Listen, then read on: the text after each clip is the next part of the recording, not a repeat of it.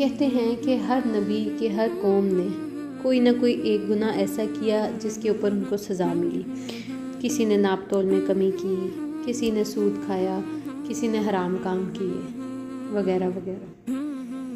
لیکن ایک قوم ہے جن کا گناہ سب گناہوں سے زیادہ بدتر ہے، اور وہ قوم لوط، حضرت لوط علیہ السلام کی قوم ہے، جن کا گناہ سب گناہوں میں اوپر ہے.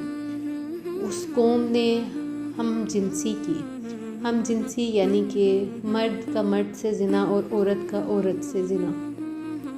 اور اس عمل کو، کیونکہ زنا کو ہی سیلف اسلام میں بہت زیادہ جو ہے وہ برا سمجھا جاتا ہے، لیکن یہ جو زنا ہے اسپیسیفکلی دا ہومو سیکچولیٹی، یہ ان سب سے اوپر ہے. ٹھیک ہے، یعنی کہ قتل سے بھی بڑا جو گناہ ہے وہ زنا ہے. اب زنا میں مختلف اقسام آ جاتی ہیں، اور اس کی جو بدترین اقسام ہے وہ ہے جو عورت کا عورت سے اور مرد کا مرد سے ہم بستری ہوتا ہے. عورت کا عورت سے زنا کرنا اس کو مساحقت کہتے ہیں، اور مرد کا مرد سے زنا کرنا لواطت کہتے ہیں.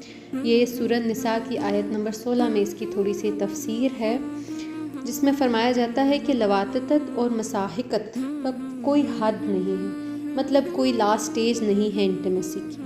اس لیے اس کی سزا اس کے عمل کے حد کے حساب سے ہوگی، اور وقت قاضی ہی اس کا انحصار کرے گا کہ کیا سزا دی جائے گی. کیونکہ اگر حد مقرر ہوتی تو سزا بھی مقرر ہوتی، یعنی کہ 80 کوڑے 50 کوڑے ایٹسیکٹرا.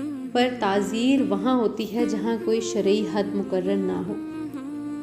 یعنی کہ یہ گناہ اتنا زیادہ ہے، اتنا حقیر ہے، جو کہتے ہیں کہ سب سے زیادہ اس کا لیول آف جو بیڈنس ہے وہ اتنی ہے کہ اللہ میاں نے اس کی کوئی ایک لیول آف پنشمنٹ مقرر نہیں کی کہ جو بھی اس کا لیول ہے یا جتنی بھی شاید جو ہے سزا دے دی جائے اس کے لیے وہ کم ہو.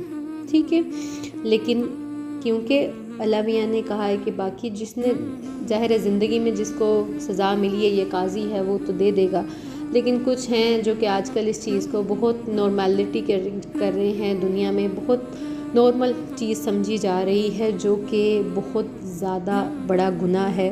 اس کو نارمل سمجھنا بھی لوگ کہتے ہیں کہ نہیں جی یہ چیز نارمل ہے، جبکہ اس چیز کی سب سے زیادہ مذمت کی گئی ہے اسلام میں.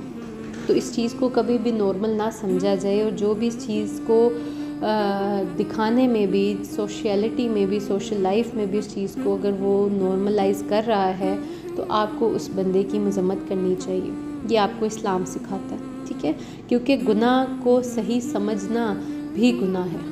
اگر آپ کسی کو دیکھ رہے، کیونکہ حدیث پاک ہے کہ اگر آپ کہیں پہ گناہ ہوتے دیکھ رہے ہو تو آپ اس گناہ کو روکو. ٹھیک ہے، یہ ایمان کی پہلی سٹیج ہے. پھر اگر آپ نہیں روک سکتے ہو تو آپ زبانی اس کو روکو. اگر آپ زبان سے بھی نہیں روک سکتے ہو تو پھر آپ دل میں اس چیز کو برا جانو، اور یہ لاسٹ سٹیج جو ہے نا سب سے کم تر لیول ہے ایمان کا. تو اپنے ایمان کے حساب سے ہر گناہ کو دیکھیں اور ہر گناہ کی تعزیت بھی کریں کہ یہ برا ہے اور یہ صحیح ہے، کیونکہ صحیح کو صحیح کہنا اور غلط کو غلط کہنا ہی پہچان ہے آپ کی.